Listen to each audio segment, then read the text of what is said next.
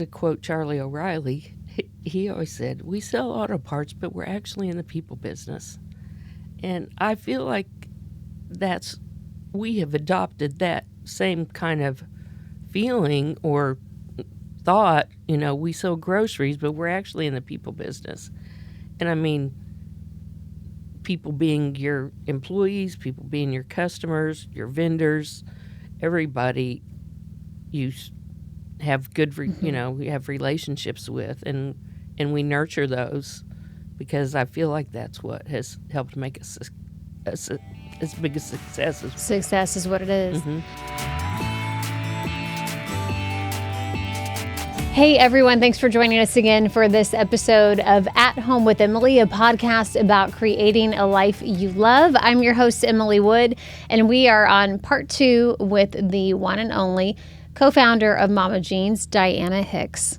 Diana, thank you for coming and sharing with us your journey. It's really inspiring.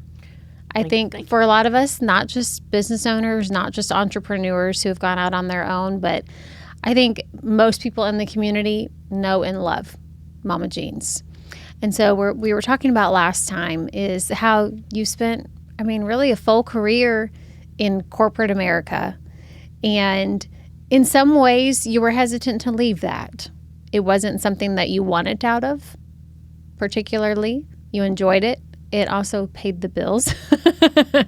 And when you're going out on your own in a business, there is that, what if we don't make it? But you hung on for quite a while to the previous job. What was it that made you 6 years, yeah. 6 years? And you were working, had to be around the clock with the store, weren't you? Well, yeah. Sometimes I'd leave O'Reilly and go to Mama Jeans and work till we closed. And I worked at least one weekend day, sometimes two, but mainly just one. I'd take vacation from O'Reilly and work at Mama Jeans for 2 weeks straight, and I'll be like, oh, I just love it. At Mama Jeans? At Mama Jeans, yeah. What was the difference? The people. Mm-hmm. I loved helping the customers and talking to them, learning their stories, and then you always had those favorite few that always came in on Saturday that you saw every week. So it didn't feel like a drive to work, clock in, clock out. It just felt like, sometimes my friends would come in on the weekend because they knew I worked there. It was just fun. But don't you get to know hundreds of people like that? You start seeing the faces, but then as the business grows, it's more and more and more. It kind of becomes almost like a small town, doesn't it? It is. It is. Or like a family. Yeah. So how did you know, okay, this is the time? Obviously, you had your business partner telling you, hey, we're getting ready to be on possibly a third location here. Were the books showing you that it could support the salaries? And because groceries aren't exactly, that's pretty slim, isn't it? Right. And we didn't make a lot of money. We still don't draw a huge salary. But she was just like, I need your help, because we had 2 stores already. Yes. And it was quite challenging for her. And so what was the difference whenever you made that decision? Did you regret making that decision, or did you have a confirmation that it was the right thing to do? I really just never looked back. Mm-hmm. I just knew this is the decision I'm going to make, and I can't look back. And I haven't. I missed some of the people at O'Reilly. Right. And my job was fun, but this one's fun too. So I just traded one kind of fun for another. Yeah. Well, minus the corporate wardrobe. Right. Right. I get to wear shorts and T-shirts to work. Yeah, I'm pretty casual, and that was one thing. I had to get up and iron every day at O'Reilly, I always wanted to look nice. Yeah. And, I think you can look nice without You can. starch. I don't iron anything. My husband does the ironing for I his used to always say, for his work shirts. I'll never call in sick, but I might call in out of starch. But I don't do that now. No starch Yeah, for the Mama no Jeans starch. T-shirt. So, what has the emotional path been like for you? I see you get almost teared up when you talk about starting this business. It's really at the core of you, isn't it? It is. And I mean, sometimes I just can't believe it. It seems too good to be true that, I mean, of course we've worked hard, but it's been fun work. And it's like the people that work there become your friends and family. And like, that's why I get choked up sometimes when I talk about different employees or different customers, because they're near and dear to my heart. And I always choke up when I talk about things that are near and dear to my heart. And Mama Jeans is one of them. So. Well, in a way, it's not like a big box grocery store. In many ways, it's not. But I almost look at it like a little gym community or a yoga studio or a small school. Or it's got that feeling that we don't have anymore in our economy of the mom and pop that you walk into and you do know everyone. And I grew up that way because I grew up in a town with 1,500 people. So there was only the one grocery store at the time, and it was locally owned, and that's how it was. And even my grandma, you talk about your mama and Susie's mama. My grandma's town had 400 people, and M&M Grocery was just really a one-room, 4 aisles, meat counter, and you just don't have that feeling anymore. No. I think that's part of it, looking from the outside in. Isn't that part of what draws people there? I think so. And I think, to quote Charlie O'Reilly, he always said, we sell auto parts, but we're actually in the people business. And I feel like we have adopted that same kind of feeling or thought. We sell groceries, but we're actually in the people business. And I mean, people being your employees, people being your customers, your vendors, everybody you have good, we have relationships with, and we nurture those, because I feel like that's what has helped make us as big a success as success is what it is. And to me, obviously, I'm the purse strings of America, right? I'm the mom. I have the 2 kids. I spend all the money. I run the household. I feed the children. I cook. And I look at, there have been other natural grocers come and go. And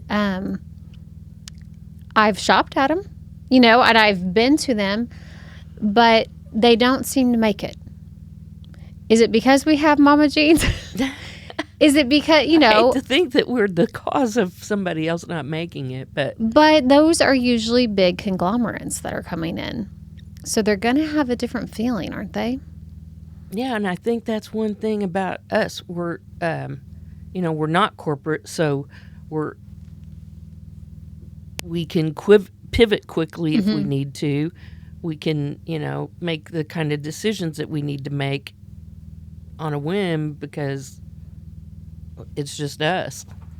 Now, have we made some bad decisions? Sometimes we have, but we have not very often. There has been one location that opened and closed. One of our locations? Yes, it was not it wasn't a Mama Jeans. It was MJ's Market and Deli. Okay. That we tried because we needed we couldn't keep up with the grab-and-go deli thing. And so we didn't have a kitchen at any of our locations that was big enough to put out the production that we needed. And so we had an idea to put it in a place where there used to be a restaurant and then just have like a little deli area. That. But the walk-in traffic was not there. As opposed to, I'm at the grocery store, I'm hungry. Right. I'm going to grab a sandwich. It wasn't a 2 for one. Right. It was a separate trip. And so you And found it wasn't that. like we had all the products. We had a few products there, I see. but it wasn't like we had everything. So it wasn't like a one-stop shop. You know, if they needed milk or bread, they were okay.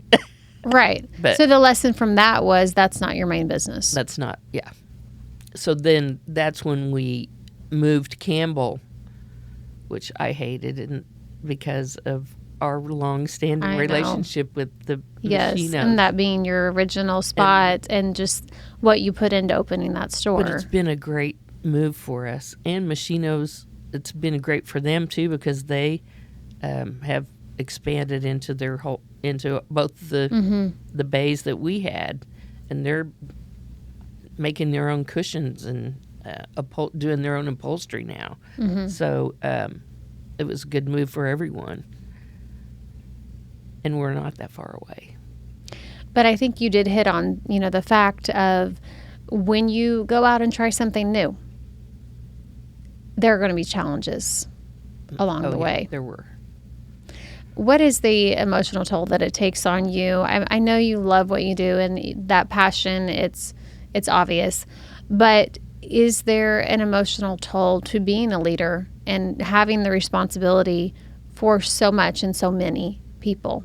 There is. I mean, because, I have employees who bought houses and they're counting on Mama Jean's to do well. If it doesn't, I feel a huge responsibility to a lot of our employees because, they have responsibilities too. And it just makes you want to do better and lead them to do better. And what was the full circle moment that you had recently? I know you guys had an honor that you received not too long ago. Susie's mom had her store, Jean's Healthway in Ava, for many, many years. I don't know exactly how old she was when she sold it, but she was in her 80s. And she sold it to one of her employees. And, they did a good business while Jean was there, but Rachel Berry has taken it over, and we belong to a natural foods retailers association. And they had their conference this last June, and Jean's Healthway won an award. And Jean's Healthway. Little Jean's Healthway, because they reached $1 million in sales. After all those years. And Susie was at the conference, and she got to present the award. I'm crying. Pretty again. amazing. Anyway, that was a great pivot. What was that feeling like for you to see that? Well, causes me to well up. Humbling. Yeah, very. I sense a lot of gratitude from you. I mean, Jean, she was a wealth of information. She was awesome. She was a good mentor. We all miss her. And she has passed recently. In March, yeah. And so in a way, do you feel like you're carrying on her legacy? Oh, absolutely. I mean, I feel that way. I'm sure Susie feels that way. I hope Susie's kids, Jeff and Kelly, I hope they feel that way because, Jean would really be proud. Because it all started with a very tiny storefront in a very small town. Exactly. Well, you've come a long way, and I hope that your story empowers everyone who's listening, that if they can tap into something special like that, something that they love, and focus on people, then hopefully success will follow. Hopefully. And don't look back. I love that. Always I look caught ahead. that when you said that. Yes, the past is back there for a reason. Right. It's the past. It is.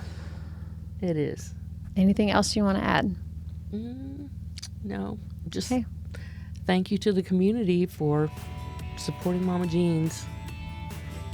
And we do our best to give back. And thank you for joining us today for this episode of At Home with Emily, a podcast about creating a life you love. If you're watching on YouTube, be sure to like and subscribe so you don't miss our next one. And you can also head to AroundTheOzarks.com and sign up for our daily newsletter. And always, you can follow us on social media. We'll see you next time.